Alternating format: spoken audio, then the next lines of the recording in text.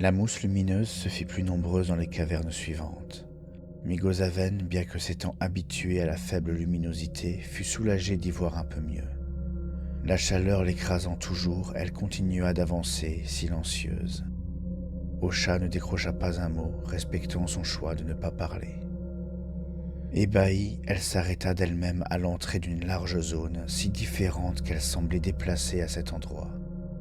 Si la terre était toujours aussi noire, la roche, elle, montrait des teintes allant du gris clair au bleu foncé. Le plafond était si haut qu'elle n'était pas sûre de le voir.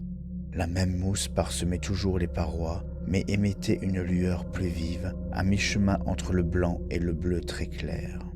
La caverne était immense. D'où elle se tenait, elle n'était pas certaine d'en apercevoir le fond. Surtout, il y faisait frais, une fraîcheur bienvenue qui fit soupirer d'aise Migosaven. « Je crois que c'est la plus merveilleuse de toutes les cavernes. »« Je n'en suis pas certain, » répliqua Osha. « Je suis presque sûr que tous tes bons côtés devaient être liés à ton autre moitié d'âme. Enfin, je l'espère, sinon tu devais être bien ennuyeux quand tu étais en vie. Bon, et ce choix à faire ? Il va se présenter à toi. Avançons un peu. J'en ai marre de marcher, marmonna-t-elle. Tu n'as pas de jambes, toi ? C'est moi qui te transporte. Elle s'activa pourtant, entrant dans la vaste caverne teintée de bleu. Un lointain écho de sa voix lui répondit. Elle se mit à espérer qu'il n'y avait rien à réveiller dans les entrailles de désespérance. « Tu veux rentrer chez toi, non ? Alors marche et traverse cette caverne. »« Tu es tyrannique !»« Pas du tout. Tu n'es pas très courageuse, voilà tout. » « Le courage, c'était mon frère, pas moi. » Ses pas se firent lents, ses doigts glissèrent sur la roche froide. Elle tendit l'oreille, attentive au moindre son. Si son frère était bon chasseur, elle était une bonne pisteuse. Ce n'était pas qu'elle n'aimait pas chasser, c'était surtout qu'elle préférait la partie qui précédait, celle de la traque. Son aîné était meilleur pour le reste. Ils formaient une bonne équipe tous les deux, tous les quatre, avec Griffe-Argent et Sombre Azur. Vivement, Migosaven se stoppa et porta son attention loin devant elle, sur la gauche. Elle avait cru entendre quelque chose, faible, fugace, un son qu'elle connaissait bien, un bruissement d'ailes. Cependant, cela ne se reproduisit pas. Elle ne vit rien non plus, pas le moindre mouvement, pas la moindre ombre. Peut-être l'avait-elle imaginé. « Migo, j'avance, j'avance !» Osha la força à marcher au centre de la caverne. Ça la gênait un peu, car il n'y avait rien pour se cacher à proximité, si ce n'était quelques pics à peine assez gros pour qu'elle puisse se glisser derrière. Et puis enfin, alors qu'elle commençait à perdre patience et à frissonner à cause de la surprenante fraîcheur de la caverne, elle se retrouva plantée devant une faille abrupte. Profonde de 3 ou 4 mètres, elle prenait bien la moitié de la largeur des lieux et s'étendait sur 20 mètres, peut-être 25, elle n'aurait su dire. De toute façon, la taille de cette cavité n'était pas ce qui retenait son attention à cet instant, car devant elle, engoncée dans des armures ternes et poussiéreuses, épée à la taille, arc et flèche dans le dos ou lance à la main, s'alignait une multitude de soldats. Pas juste des soldats, une armée complète, dont les regards sans yeux étaient tous rivés sur le même point. Une armée de morts. « Par le feu de la déesse, » murmura-t-elle, « dis-moi que ce sont des statues. » « Ce sont des statues. » Elle vacilla tant elle fut soulagée. Elle faillit rire aussi. Les nerfs sûrement. Elle n'avait pas menti en disant que le courage, c'était son frère. Oh ! Mais Osha prenait tout au pied de la lettre. Il n'avait fait que ce qu'elle lui avait demandé de faire. Ce qui voulait dire « C'est un mensonge, n'est-ce pas ? Ce ne sont pas des statues. » Ce ne sont pas des statues. « Par le feu de la déesse !» répéta-t-elle, anxieuse. « Ils sont vraiment morts ? » ?»« Oui. »« Pourquoi est-ce que ça ne me rassure pas ? » « Peut-être parce que rien n'est éternel. » Pas même la magie. C'était ce que son frère disait parfois quand ils parlaient tous les deux de leurs dons. Dans ces moments-là, il caressait avec déférence le large cou de griffe argent, craignant de devoir un jour le laisser partir. Ça aurait été un crève-cœur pour lui. Ça l'avait été. Pas même la mort, compléta Osha. Je crois que je vais vomir.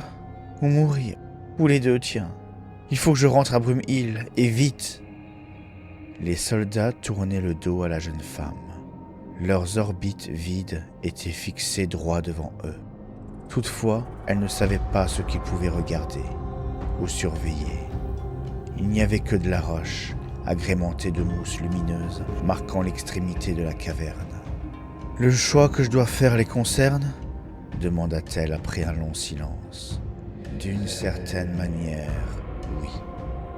Viens, rejoins la paroi en face. Je sens qu'il y a quelque chose à te montrer. Tant que ce n'est pas pire que des cadavres alignés bien sagement, ça devrait aller. » Migosaven contourna la cavité en évitant de trop regarder ses occupants. Ce n'était pas qu'elle avait peur qu'ils s'éveillent tout à coup.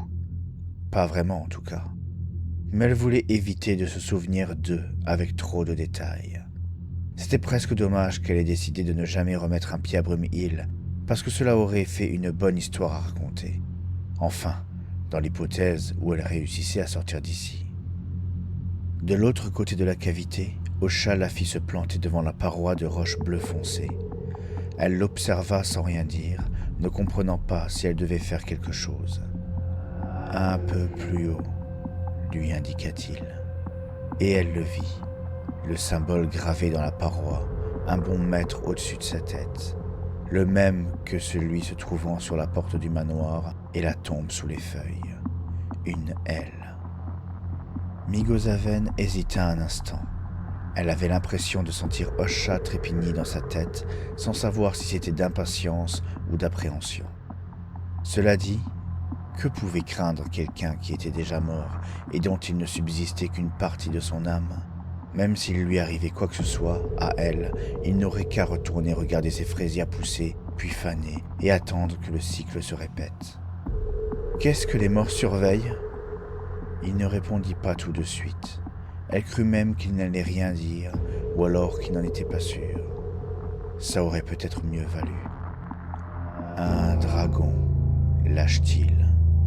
Elle crut défaillir.